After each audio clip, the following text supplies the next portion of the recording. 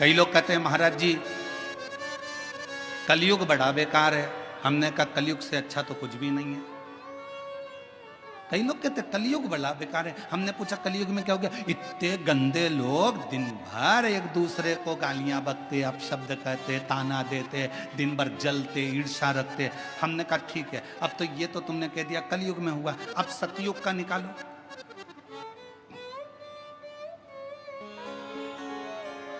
त्र्यंबकेश्वर बाबा की कथा निकाल लो, ज्यादा दूर मत जाओ, यही महाराष्ट्र की त्र्यंबकेश्वर बाबा की कथा निकालो।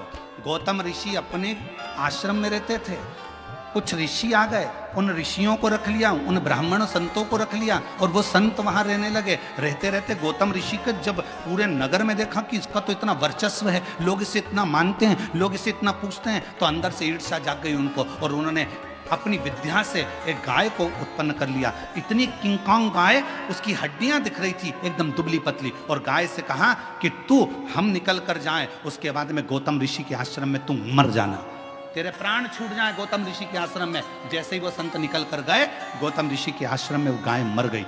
गौतम ऋषि के आश्रम में गाय मरी, उन्होंने वापिस लौट कर आए और गौतम ऋषि पर गौ हत्या का दोष लगा दिया।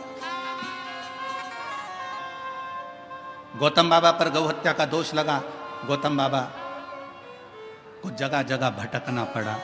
आखिरी में गौतम ऋषि की धर्म पत्नी ने कहा तुम घबराओ मती, ब्रह्मा विष्णु और महेश की आराधना करी, तब वो त्र्यंबकेश्वर के रूप में मेरे देव अधिदेव महादेव आकर बैठे और वहां गौतम ऋषि को गौ हत्या के दोष से मुक्त किया। अब ये कथा कोई, लोग कहते हैं कलयुग बेकार था, सतयुग उठाकर देख लो। लोग कहते हैं कि कलयुग बेकार था, हम कहते हैं त्रेता उठाकर देख लो। मेरे राम जी महाराज की धर्म पत्नी ने अग्नि परीक्षा माता जानकी जी ने दे दी, उसके बाद भी उनको नहीं छोड़ा गया। अब शब्द कहने वाले कहते रहे, अब वो जाने दो। द्वापर उठाकर देख लो, भगवान कृष्ण के जीवन की लीला। भगवान कृष्ण को किसी ने भगोड़ा कह दिया, किसी ने कुछ कह दिया, किसी ने माखन चोर कह दिया, उनको शब्द के शब्द सुनना पड़े। जरा विचार करिए कि ये कलयुग है, पर इतना याद रखना कि दुनिया के लोग कहते हैं कलयुग बेकार था। शिव महापुराण की कथा कहती है ऐसा कोई युग नहीं जिस युग में निंदा करने वाले पैदा नहीं हुए, अपशब्द कहने वाले पैदा नहीं हुए, आड़ा टेढ़ा बोलने वाले पैदा नहीं हुए, गाली देने वाले पैदा नहीं हुए। हर युग में हुए, बस अंतर इतना है उस युग में तुम पैदा नहीं हुए थे, इसलिए तुमको मालूम नहीं है।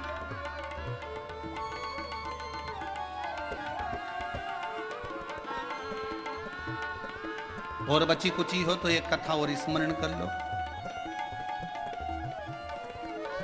भगवान शंकर की नृत्य करती हुई नटराज की मूर्ति किस किस ने देखी है? फोटो या मूर्ति कभी मोबाइल पे या कहीं देखा है? हाथ तो उठाओ जरा, सबने देखा है, रख लो। शिव जी की नटराज की मूर्ति अगर आपने देखी होगी तो भगवान नटराज नृत्य कर रहे हैं और नृत्य करते समय उनके पांव के नीचे एक पुरुष दबा हुआ है। देखा है?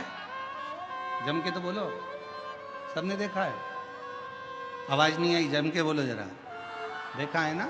एक पुरुष जमीन पर लेटा है और भगवान शंकर उस पर नृत्य कर रहे हैं। अब लोग क्या कहेंगे कि भगवान देव अधिदेव महादेव, भगवान शंकर, भगवान शिव, ओगड़दानी शंभु एक पुरुष के ऊपर नृत्य कर रहा। कौन था ये?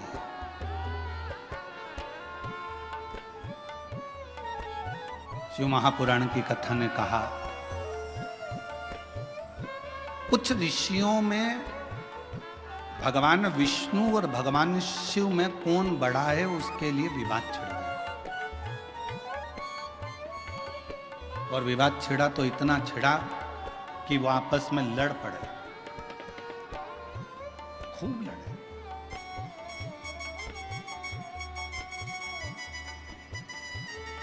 इतनी लड़ाई हो गई ऋषियों में, आखिरी में निर्णय ये निकला कि भगवान विष्णु ही श्रेष्ठ हैं। उनकी बुद्धि में ये बैठ गया और उन्होंने शंकर जी को निंदा करना प्रारंभ कर दिया। अब वो शिव जी को व्यर्थ समझने लगे। अब जब भगवान शंकर को व्यर्थ समझने लगे तो ऋषियों के मन में आया कि कुछ भी हो, अगर ये शंकर भगवान को व्यर्थ समझ रहे हैं, उनकी निंदा कर रहे हैं, उनके लिए अपशब्द बोल रहे हैं, तो ऋषियों ने एक पुरुष को प्रकट करा। उस पुरुष का नाम था अपस्मार। जो शिव जी के नटराज की मूर्ति के नीचे जो पुरुष सोया रहता है उसका नाम है अपस्मार। क्या नाम है? जम के बोलो, अपस्मार। फिर से बोलो, अपस्मार। एक पुरुष उत्पन्न किया और पुरुष उत्पन्न कर कर उस पुरुष को आज्ञा दी, जाओ जाकर देवाधिदेव महादेव को समाप्त कर दो। अब उन ऋषियों को समझाए कौन? जिसके अधीन स्वयं काल हो, जो स्वयं कालों का भी काल महाकाल हो, उसे कौन समाप्त करेगा? कौन मारेगा? कहा, हे अपस्मार पुरुष, तुम्हें जाकर भगवान देवाधिदेव महादेव का संहार करना है, उनको समाप्त करना है। अपस्मार पुरुष ऋषियों की वाणी को सुनकर, क्योंकि ऋषियों ने उसको प्रकट करा था, उनकी वाणी सुनकर चल दिया देवाधिदेव महादेव को मारने के लिए। जो धाम पर पहुंचा तो शंकर और पार्वती मैया बैठे हुए थे। अपस्मार मुनि उस पुरुष ने, अपस्मार पुरुष ने जैसे ही शिव और पार्वती जी का दर्शन किया, दर्शन करते से ही उसकी आंख में से आंसू बहने लगे, नेत्रों से नीर।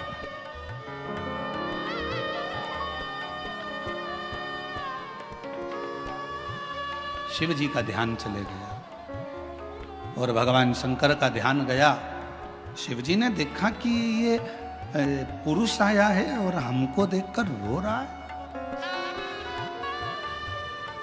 आंख से आंसू बह रहा है।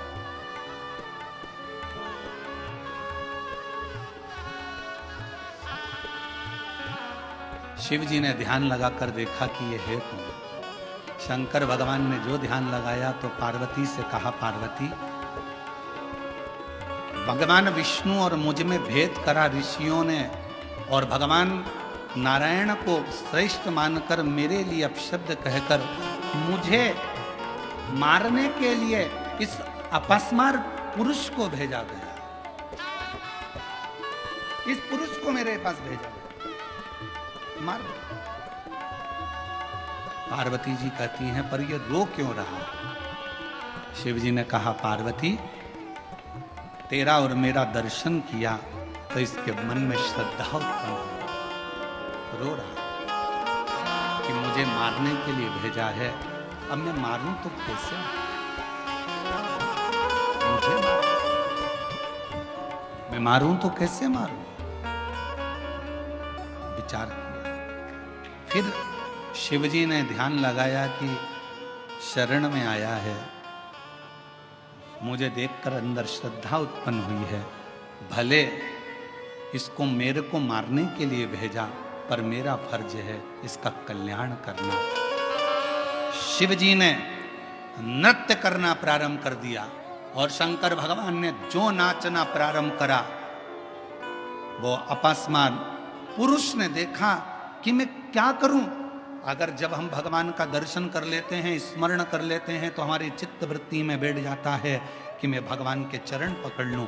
नृत्य करते समय जैसे ही भगवान ने अपना एक पांव ऊपर करा, उसी समय पर अपस्मार पुरुष ने शिवजी का चरण पकड़ना चाहा। शिवजी का चरण छुआ, जमीन पर सो गया। भगवान शंकर उसी पर नृत्य करते रहे और उसके अंत में प्राण छूट गए। क्यों? क्योंकि शिव पुराण की कथा कहती है उस अपस्मार पुरुष ने भगवान के चरणों को पाना था और शिव के चरणों में ही प्राण त्यागना थे। ये विचार, ये विचार। और हम तो बाबा के भरोसे चले, हमको बाबा के भरोसे चलते हैं। ये दुनिया वाले जलते हैं, ये दुनिया वाले जलते हैं। हम तो बाबा के भरोसे चलते हैं, डमरू वाले वाले के भरोसे चलते हैं। ओ घड़दानी के के भरोसे चलते हैं, काशी वाले वाले के भरोसे चलते हैं। उस अपस्मार पुरुष जमीन पर सो गया और भगवान शिव के चरण के प्रहार से आखिरी में उसके प्राण छूटे।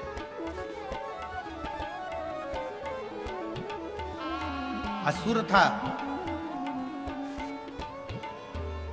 शिव को मारने के लिए आया था। कोई दूसरे ने पैदा नहीं करा था उसको, ऋषियों के क्रोध ने, ईर्ष्या ने उसको जन्म दे दिया था।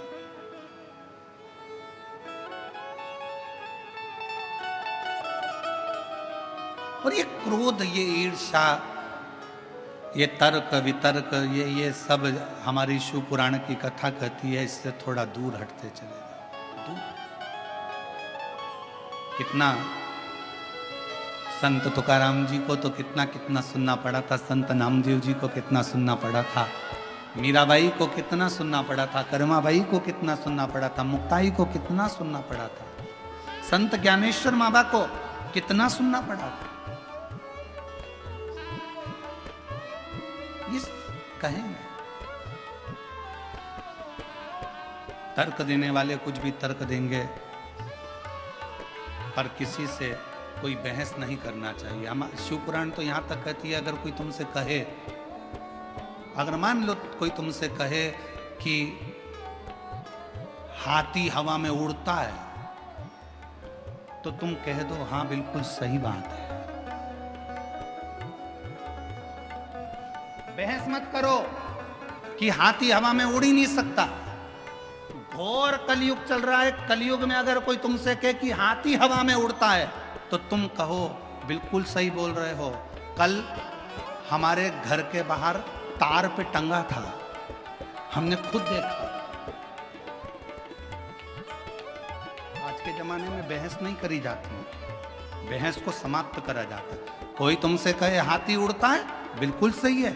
कल हमारे घर के बाहर तार पे से निकल कर जा रहा था, ऐसा कूद रहा था, हमने खुद अपनी आंखों से देखा।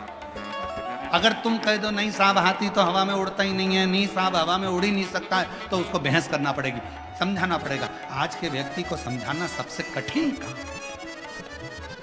ज्ञानी को समझाया जा सकता है, अज्ञानी को समझाया जा सकता है, पर जिसके अंदर अभिमान भरा होता है उसको समझाना दुनिया का सबसे कठिन काम। ज्ञानी को समझाना सरल है, अज्ञानी को समझाना सरल है, पर अभिमानी को समझाना कठिन है। इसलिए कोई तुमसे कहे हवा में हाथी उड़ता है, तो क्या कहोगे? उड़ता है।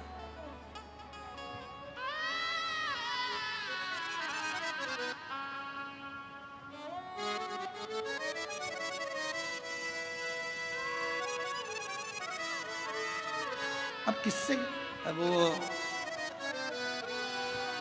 हमारे वो आशीष की लड़की है अविका, तो वो एक बार हम उसके पास में बैठे तो ऐसे वो गेम खेल रहे थे, हवाई जहाज उड़, कागज उड़, कपड़ा उड़,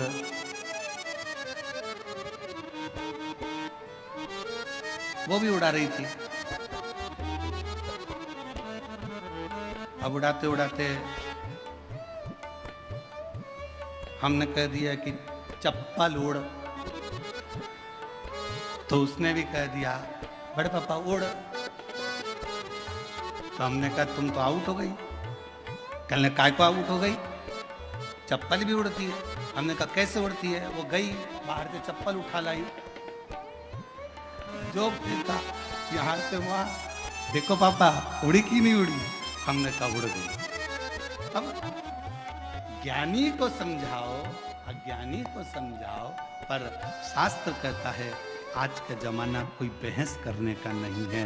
आज का जमाना बहस का नहीं, आज का जमाना तो बस भजन करने का है। मौन रहो, स्थिर रहो, लग जाओ, चित्त स्थिर।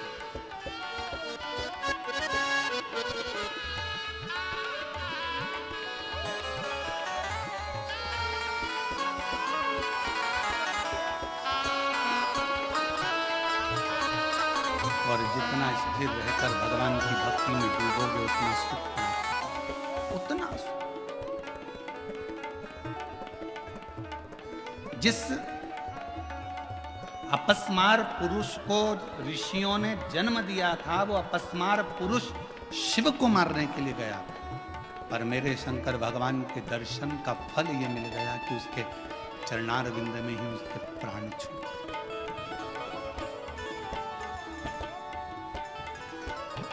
एक दर्शन का सुख है। लोग कहते हैं शिव जी की कथा सुनने से क्या मिल सकता है, भगवान के भजन से क्या मिल सकता है, भगवान के भक्ति से क्या मिल सकता है, शिव स्मरण से क्या मिल सकता है, शिव महापुराण की कथा पंडाल में बैठकर सुनने से क्या मिल। ये पत्र कितने आते हैं, ये देखो एक पत्र बड़ा अच्छा है, देखिए।